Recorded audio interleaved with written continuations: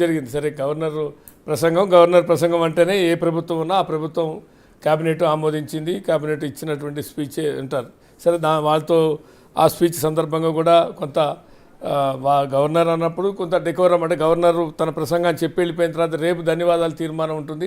ఆ సందర్భంగా దాంట్లో లోపాల గురించి తప్పొప్పుల గురించి మాట్లాడచ్చు, చర్చించవచ్చు ఉంటాయి. కానీ కంటిన్యూగా కామెంట్ చేయటమో, నినాదాలు ఇవ్వటమో, డిస్టర్బ్ చేయటమో అనేటువంటిది గతంలో బీఆర్ఎస్ ఉన్నప్పుడు కూడా ఇట్లాంటివి చేస్తే వాళ్ళ మీద చర్యలు తీసుకున్నారు. కానీ వాళ్ళు ఇవాళ అదే పని చేశారు అనేటువంటిది.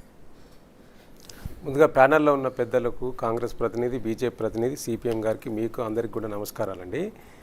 ప్రధానంగా మీరు ఇంట్రోలో చెప్పిన తర్వాత ఇంతకుముందు నేను వస్తూ సిపిఎం వారి వాయిస్ని కూడా విన్నాను నేను.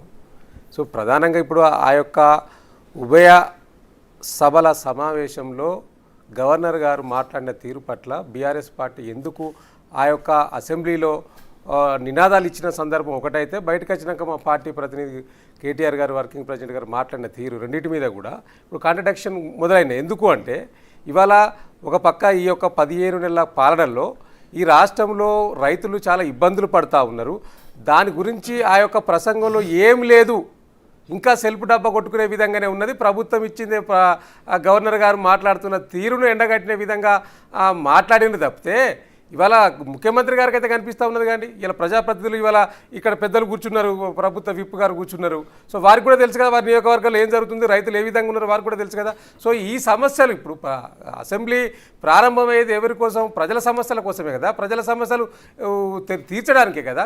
కాబట్టి ఆ రైతుల సమస్యలు ఒక పక్క, మీరు ఏదైతే ఆ యొక్క బడ్జెట్ సంబంధించిన ప్రసంగంలో గవర్నర్ గారు మాట్లాడిన తీరులో ప్రధానంగా ఏం మాట్లాడిండ్రు, రైతులకు సంబంధించిన సబ్జెక్ట్ వచ్చినప్పుడు గింత 2,60,00,000 మెట్రిక్ టన్నుల పంట పండింది, బ్రహ్మాండంగా వరి పంట ఉన్నది. ఆ తర్వాత ఇంకా విద్యా విషయంలో కావచ్చు, లేకపోతే ఇంకా అనేక అంశాలు కావచ్చు, ఈ యొక్క ప్రభుత్వం బ్రహ్మాండంగా ముందుకెళ్తుందనే తీరులో గవర్నర్ గారు మాట్లాడిండ్రు. కాబట్టి దాన్ని వ్యతిరేకిస్తూ ఇదంతా కూడా చుత్త అబద్ధము, ఇవన్నీ కావాలని కాంగ్రెస్ ప్రభుత్వం రాసిచ్చిన స్క్రిప్ట్నే గవర్నర్ గారు మాట్లాడినారు తప్పితే కొత్తగా ఏం లేదు. గతంలో గవర్నర్ కూడా అదే చేసిండ్రు, ఇవాళ ఈ గవర్నర్ గారు కూడా అదే మాట్లాడినారు. కాబట్టి ఇలా వాస్తవాలు ఏందనేది మాత్రమే మేము ప్రెస్ ద్వారా మళ్ళీ ప్రజలకు తెలియజేసినాం. ఇలా వాస్తవాలు ఏంది, ఇలా బడ్జెట్లోకి ఇది పెట్టిండ్రు, దాంట్లో ఎన్ని అబద్ధాలు మాట్లాడినరు. వాసుదేవరెడ్డి గారు ఇక్కడే, అంటే నేనేమన్నా మీరు బయటకు వచ్చి మాట్లాడటం తప్పు కాదు, లేదంటే అవసరమైతే అక్కడే నిరసన వాకౌట్ చేస్తారు, కొంతమంది వాకౌట్ చేసి నిరసన తెలియజేసిన తప్పు కాదు. కానీ గవర్నర్ ప్రసంగం జరుగుతున్నంతసేపు, ఆయన ఇంకా చదువుతున్నంతసేపు ఆయన రన్నింగ్ కామెంటరీ చేయటం మీద, నిరసన తెలియజేయటం మీద, లేదంటే అవంతరాన్ని సృష్టించే ప్రయత్నం చేయటం దాని మీద ఒక విమర్శ. ఎందుకంటే మీరు గతంలో మీరున్నప్పుడు, వాళ్ళు కాంగ్రెస్ ప్రతిపక్షం ఉన్నప్పుడు అదే ఎలిగేషన్ చేసింది, అబద్ధాలు చెప్పిస్తున్నారని. కానీ ఆనాడు నిరసన తెలియజేయడానికి ప్రయత్నం చేస్తేనో, లేచి నిలబడితేనో, కనీసం లేచి నిలబడి, ఇంకా నిరసన కూడా నోట్లోంచి మాట రాకముందే లేచి నిలబడితేనో వాళ్ళు సస్పెండ్ చేశారు కదా. అంటే అప్పుడు ఒక విధానం, ఇప్పుడు ఒక విధానం అనేది. బయటకు వచ్చి మీడియాతో మాట్లాడితే తప్పు కాదు, విమర్శలు చేసి రేపొద్దున ధన్యవాదాలు తీర్మానాల్లో కూడా మీరు అన్నట్టు మీకు మైక్ ఇస్తారు, మాట్లాడతారు, తప్పు కూడా కాదు. శ్రీనివాస్ గారు, నేను ఏమంటున్నానంటే ఇవాళ అక్కడ గవర్నర్ గారి ప్రసంగంలో చెప్పడానికి కారణం ఏవి మీరు వాస్తవాలను మాట్లాడకుండా అబద్ధాలు వక్రీకరించి చెప్తా ఉన్నారనే విషయాలను మాత్రమే అక్కడ చెప్పడం. ఇది తప్పు, ఇది తప్పు, ఇది తప్పు అనే విషయంలో అసెంబ్లీలో మాట్లాడారు.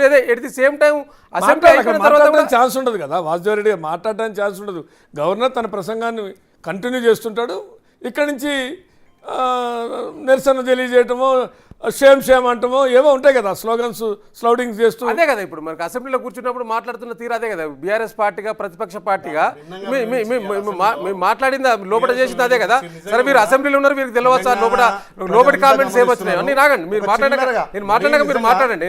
ఇప్పుడు గతంలో కూడా మీ నాయకుడు పిసిసి అధ్యక్షుడు ఉన్నప్పుడు అనేక, ఇప్పుడు మీరే అన్నారు కదా, బీఆర్ఎస్ పార్టీ అధికారం ఉన్నప్పుడు చాలా మంది కాంగ్రెస్ పార్టీ వాళ్ళు కూడా అట్టనే చేసిండ్రు, మీరు కూడా